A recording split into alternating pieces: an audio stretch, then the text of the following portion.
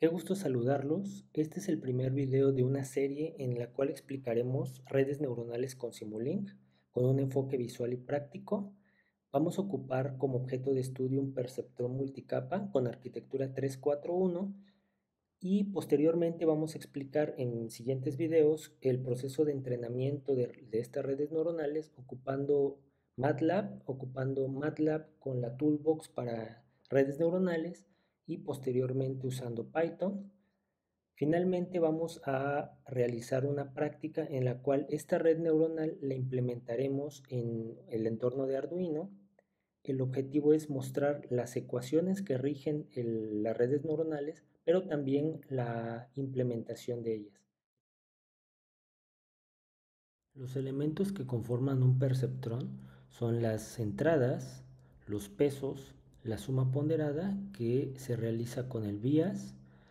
Esta suma nos da una combinación lineal de las entradas y posteriormente pasan a una fase de función de activación. Esta función de activación nos da una no linealidad de la combinación lineal de las entradas y eso es lo que define la activación de la salida.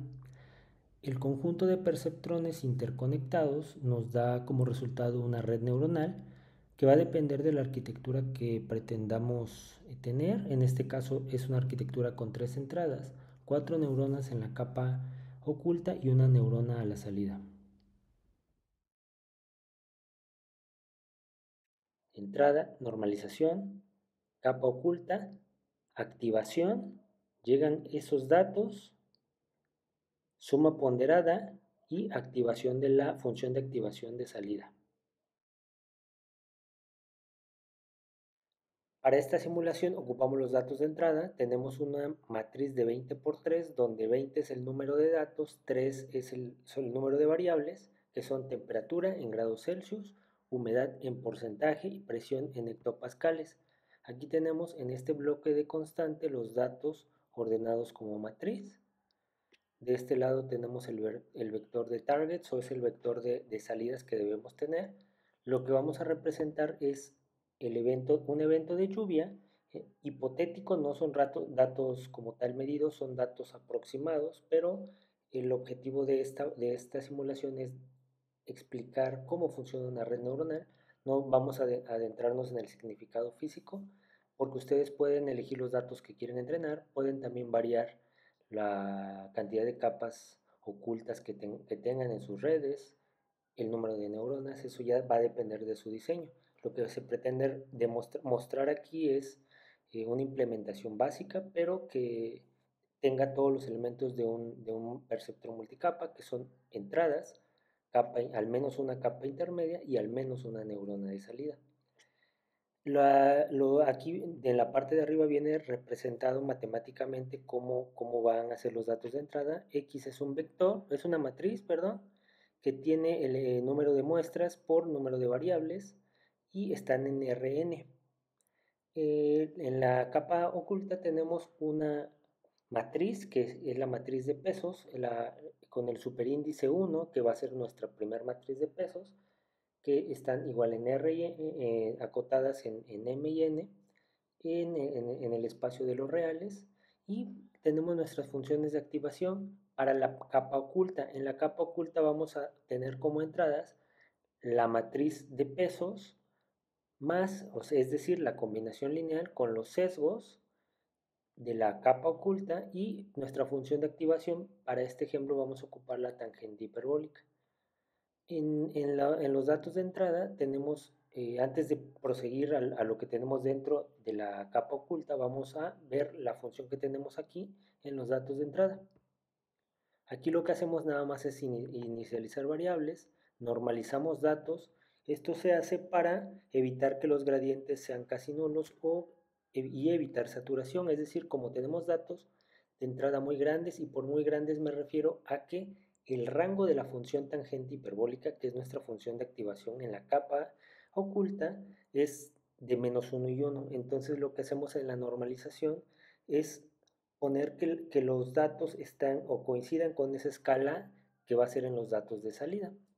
El índice aquí lo ajustamos porque, si ustedes notan, en esta parte tenemos un contador. Ese contador lo que va a hacer es ir incrementando Como en este contador por default inicializa en 0, vamos a hacerlo de 0 a 19, es decir, 20 datos, y lo que hacemos internamente es sumarle 1 porque MATLAB trabaja se basa en sus contadores a partir de 1, entonces por eso adicionamos 1, y tenemos ese pequeño offset.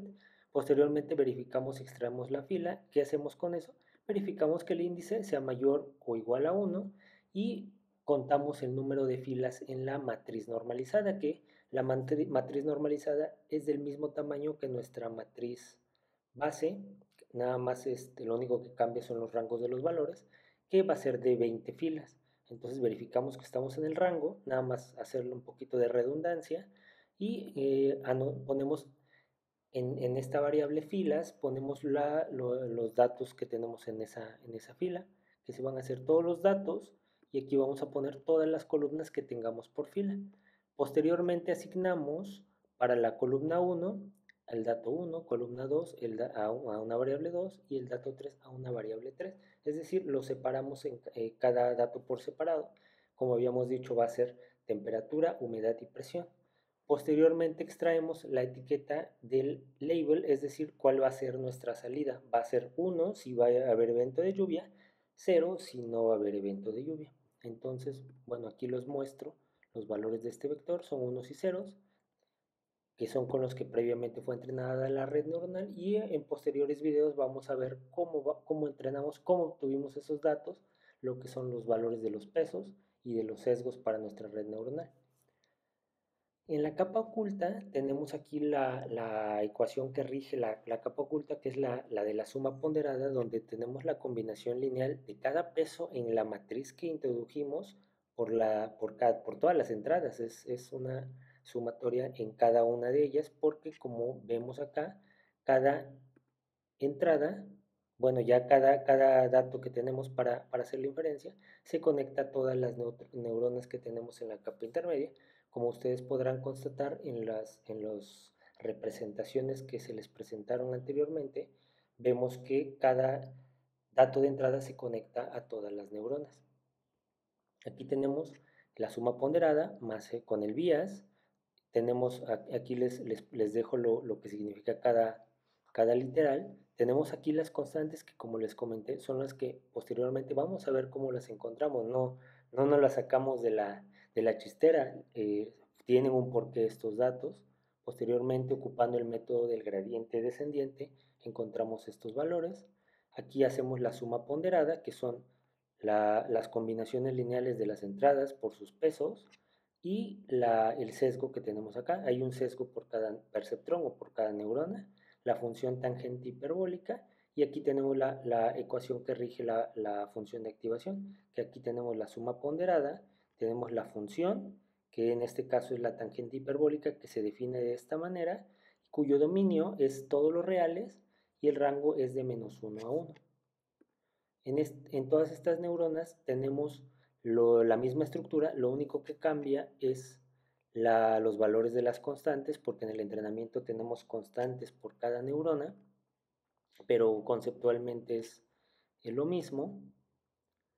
Y posteriormente tenemos la neurona de salida. En la neurona de salida lo que cambia es nuestra función de activación. En este caso ocupamos una sigmoide porque está acotada en un rango de 0 a 1, es decir, vamos a tener una salida binaria. Ahora, como podrán notar acá, son símbolos que no tienen igualdad, solamente es mayor que o menor que, pero lo que quiere decir que son intervalos abiertos, es decir, que no vamos a tocar el 0, no vamos a tocar el 1.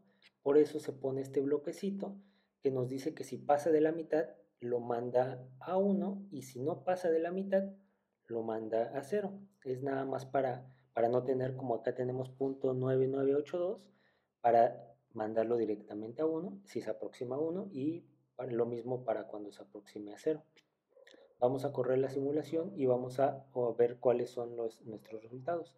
Voy a correrla con este botón, en el cual vemos paso a paso cada frame. Tenemos acá que la comparativa del target, que es el valor con el que fuimos entrenando, y aquí el valor que tuvimos en nuestra red neuronal. Como podrán comprobar, lo que tenemos que comprobar es que los datos de inferencia sean iguales a los datos de entrenamiento, porque pretendemos que sea un score lo más acertado posible porque son datos de entrenamiento. Posteriormente hay que validarlo con datos medidos. Tenemos acá 0 y así sucesivamente. Vamos a iterarlo y de este lado vamos viendo en qué index vamos.